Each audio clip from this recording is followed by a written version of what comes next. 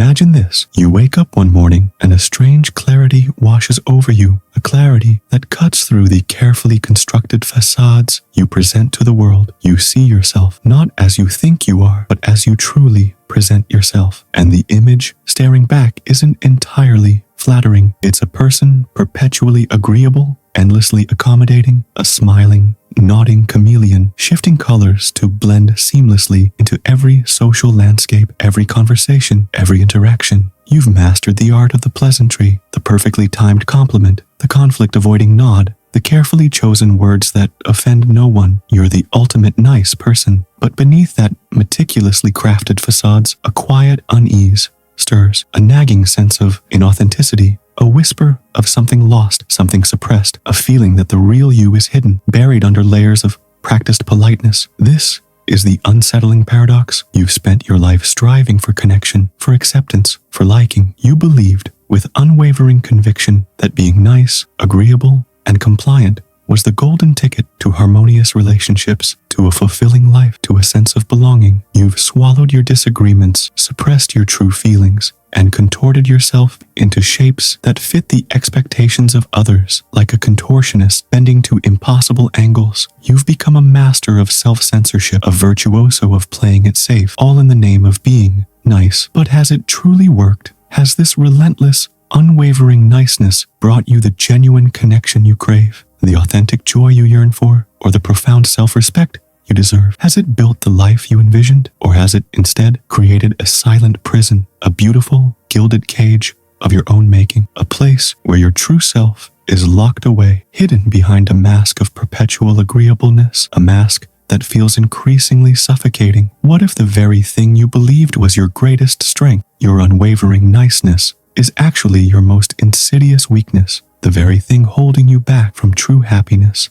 What if this constant striving for external validation, this desperate need to be liked, has eroded your sense of self, leaving you hollowed out, a mere echo of the person you were meant to be, a shadow dancing to the tune of others' expectations? What happens when the performance never ends, when the mask becomes fused to your face? What ultimately is the price of always being nice? And is that price far too high to pay? Is it costing you your soul? The questions linger, demanding an answer, refusing to be ignored. They pull at the edges of your awareness, hinting at a hidden truth, a deeper understanding of human nature and the treacherous, often invisible path of people-pleasing. The journey to unravel this paradox, to dismantle this carefully constructed cage, begins now. It is a path that will challenge everything you thought you knew about being good, about being accepted, and ultimately about being you. Prepare to confront the uncomfortable, potentially painful reality that lies hidden behind the smile, behind the endless stream of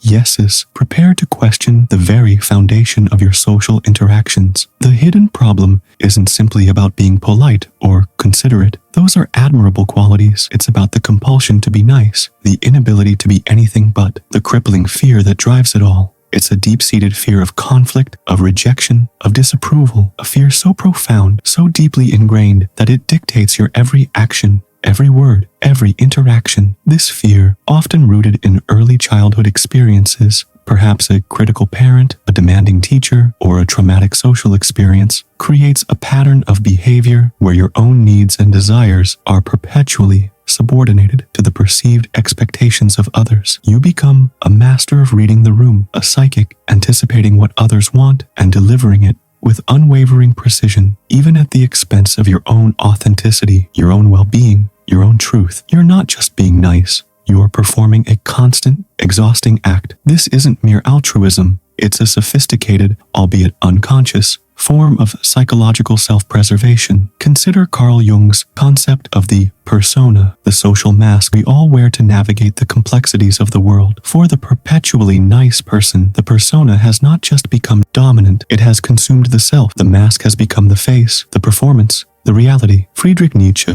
with his scathing critique of herd morality, might argue that this relentless niceness is a form of self-denial, a cowardly rejection of one's own will to power, the inherent drive to assert oneself, one's individuality, one's unique perspective on the world. You've traded authentic self-expression, the messy, sometimes uncomfortable truth of who you are, for the perceived safety the fleeting comfort of social acceptance. You've become a prisoner of please. Arthur Schopenhauer, with his famously pessimistic view of human nature, might suggest that this constant striving for external validation is a fundamentally futile pursuit, a chasing of shadows that will ultimately leave you empty, unfulfilled, and perpetually dissatisfied. Because the approval you so desperately crave is fleeting, fickle, dependent on the ever-shifting whims of others, a constantly moving target that you can never truly, definitively hit. You're trapped in a relentless cycle of seeking validation from a world that, by its very nature, can never fully satisfy you, can never give you the unconditional acceptance you truly long for. This, in turn, fuels a deeper, more insidious sense of inadequacy, a gnawing feeling that you're never quite good enough, further reinforcing the need to be even nicer, to try even harder to please. The cycle continues, tightening its grip, a python slowly constricting your spirit. The consequences, though often unseen, are far-reaching and profoundly damaging. The unseen consequences of chronic niceness manifest in insidious ways, slowly but surely shaping both your inner landscape and your external reality. Like water eroding stone, on a personal level, it breeds a deep, often unacknowledged resentment. Every suppressed opinion, every unexpressed need, every swallowed frustration, every time you bite your tongue instead of speaking your truth, it all accumulates, creating a simmering cauldron of negativity beneath the placid, perpetually pleasant surface. This resentment, unable to find healthy expression, can manifest as passive aggressiveness, subtle acts of sabotage, both of yourself and others, or even physical ailments, headaches, stomach problems, chronic fatigue. You become a master of indirect communication, unable to directly express your needs or desires, leading to misunderstandings, strained relationships, and a pervasive sense of being misunderstood and unappreciated. You're living a half-life, a muted existence. Neurologically, this constant state of self-denial, this perpetual suppression of your true self, can reinforce negative neural pathways, literally rewiring your brain. Your brain becomes wired for anxiety and hypervigilance, constantly scanning the environment for potential threats to your carefully crafted image of niceness. For any hint of disapproval or rejection, the fear of disapproval, however subtle, activates the same stress response as a physical threat, keeping you in a perpetual state of low-grade fight or flight, releasing stress hormones that, over time, wreak havoc on your physical and mental health. This chronic stress takes a significant toll, increasing your susceptibility to illness, burnout, anxiety disorders, and depression. You're living in a state of constant, self-imposed alert. Culturally, the pervasive "always be nice" mantra perpetuates a cycle of inauthenticity, a societal conspiracy of silence. It discourages genuine connection and honest communication, fostering a society where people are afraid to express their true selves, their true opinions, for fear of judgment or rejection. It creates a breeding ground for manipulation and exploitation, where those who are willing to break the unspoken rules of niceness, those who are willing to be assertive, even aggressive, can easily take advantage of those who are trapped in the cycle of people-pleasing. Think of the cognitive bias known as the halo effect, where a positive impression in one area, in this case niceness, influences our overall perception of a person, even if they possess negative traits in other areas hidden beneath the surface. This allows manipulative individuals to operate under a veil of perceived goodness, making their actions even more damaging, their betrayals even more profound. You are left in a world where genuine connection is scarce, replaced by a shallow, unsatisfying performance of pleasantries, a constant charade. The urgency to break free intensifies, but the path, though now faintly visible, remains challenging. The rebellion begins with a radical, perhaps terrifying, act of self-honesty. It requires confronting the uncomfortable truth that your niceness is not a virtue, but a deeply ingrained defense mechanism, a shield forged in the fires of past experiences. It demands that you acknowledge the deep-seated fear that drives this behavior, the fear of rejection, the fear of conflict, the fear of being seen as bad, and choose,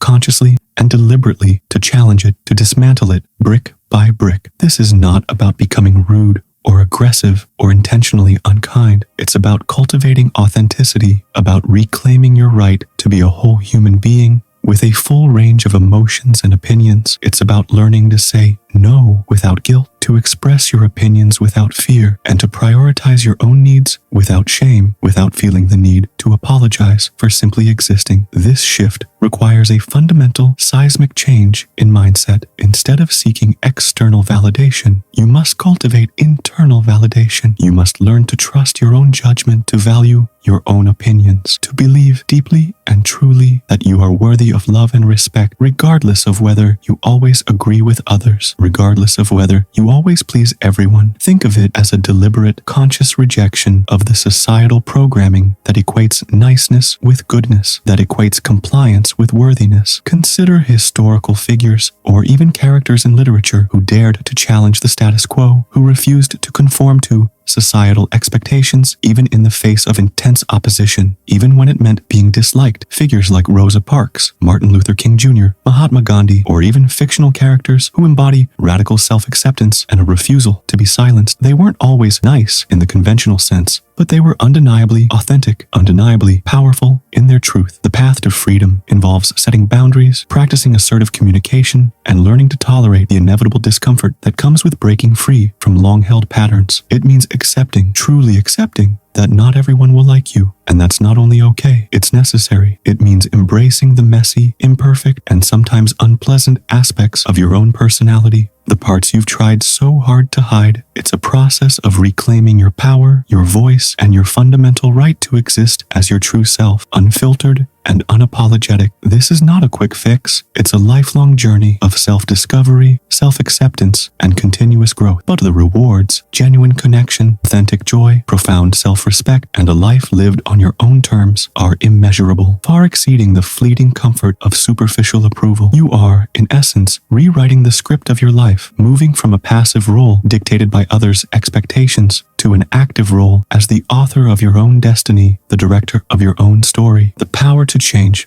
the power to be free, lies entirely within you. The ultimate truth, the most powerful, liberating realization is this: true connection, genuine love, and lasting respect are not born from relentless niceness, from a constant striving to please, but from radical authenticity, from the courage to be real. The world doesn't need another agreeable echo, another compliant follower, another person afraid to rock the boat. It needs your unique voice, your unvarnished perspective, your real self, flaws and all, strengths and weaknesses, triumphs and vulnerabilities. The fear that drove you to seek approval through constant compliance, through endless self-suppression, was a lie, a carefully constructed illusion. It was a phantom menace that held you captive in a self-imposed prison of inauthenticity, a prison built on the false premise that your worthiness depended on other people's opinions. The paradigm shift, the profound awakening, is realizing that vulnerability, not niceness, is the key to genuine human connection. It's in the raw, unfiltered expression of your true self, your joys, your sorrows, your strengths, your weaknesses, your passions, your fears, that you become truly relatable, truly human, truly connectable. It's in the willingness